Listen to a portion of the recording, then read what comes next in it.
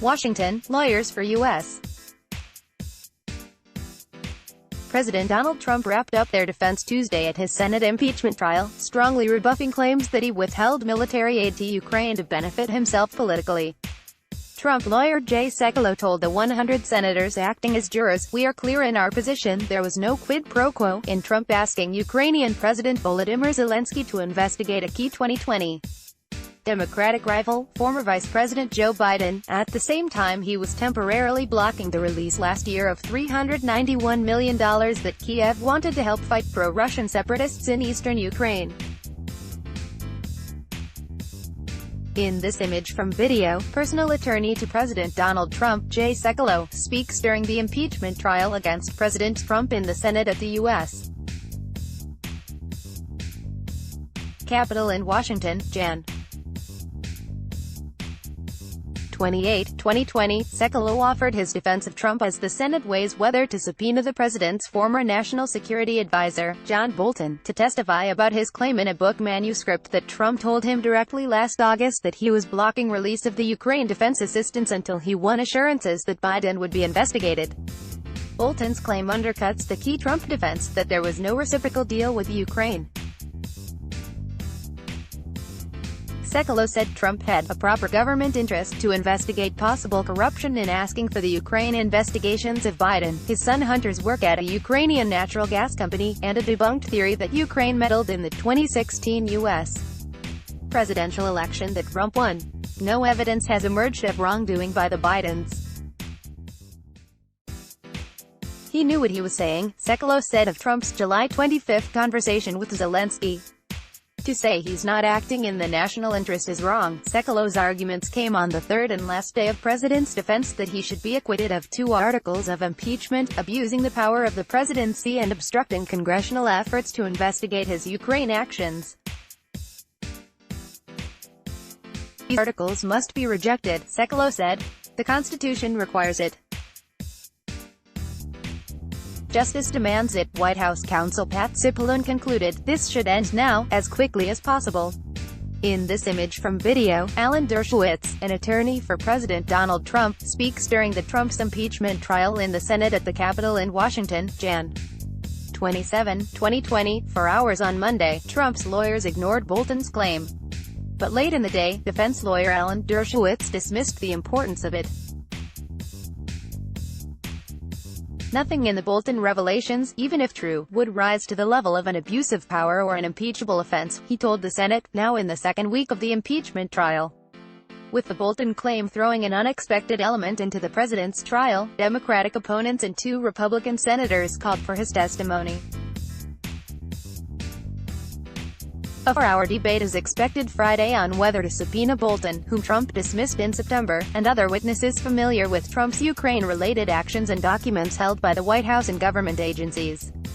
Republican Senators Mitt Romney and Susan Collins said Bolton's testimony would be important to hear, but Democrats need 4 Republicans to join them in a simple majority vote to approve the Bolton subpoena over the objections of the president's defenders. Trump's Republican defenders have balked at calling Bolton as a witness. "I think, at this point, if you want to hear from John Bolton, you have to ask yourself, is he a disinterested party? Is he a neutral party? I see someone who's very unhappy, disgruntled, fired employee, who now has a motive, a multi-million-dollar motive, to inflame the situation," said Sen. Rand Paul. With the completion of Trump's defense, senators will have 16 hours over the next 2 days to question Trump's legal team and House managers who have prosecuted the case against the president. Trump has often claimed that his call last year to Zelensky was perfect. But another of his lawyers hedged Monday on that description. In this image from video, Robert Ray, an attorney for President Donald Trump, speaks during the Trump's impeachment trial in the Senate at the Capitol in Washington, Jan.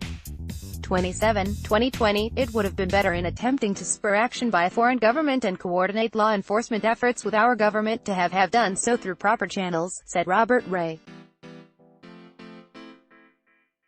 But nonetheless, Ray said, "It is another thing altogether to claim that such conduct is clearly and unmistakably impeachable as an abuse of power. There can be no serious question that this president or any president acts lawfully in requesting foreign assistance with investigations into possible corruption, even when it might potentially involve another politician.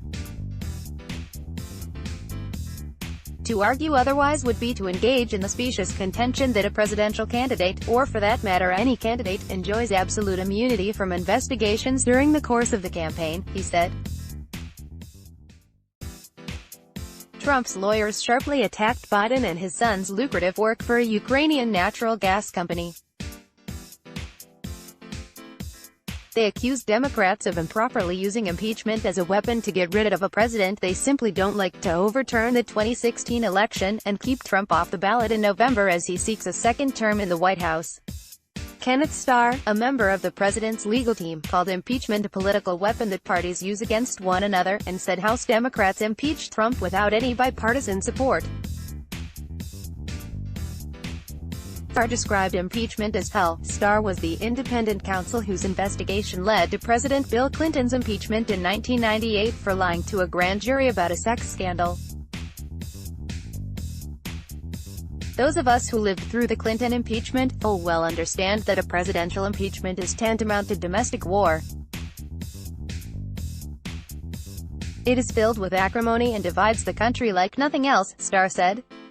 In this image from video, Jane Raskin, an attorney for President Donald Trump, speaks during the impeachment trial against Trump in the Senate at the U.S.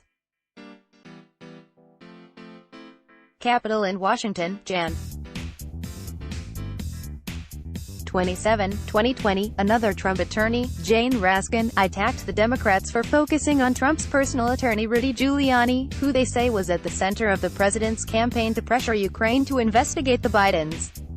Raskin called Giuliani a colorful distraction from what she says is the lack of evidence that Trump committed a crime. She said if Giuliani is such a central figure, why didn't the Democrats subpoena him to testify?